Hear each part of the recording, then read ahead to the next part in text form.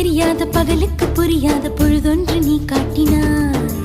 இதயத்தில் நீ இருப்பதனால் நான் தூங்கும் நேரத்தில் என்னுள்ளே தூங்காமல் நெஞ்சுக்குள் வாயாடினாய். கண்ணாடி நீ கடிகாரம் நான் உன்னுள்ளே ஓடோடி வாழ்வே. காதல் எனும் கடுதாசி நீ என்றென்றும் அன்புடன் நான்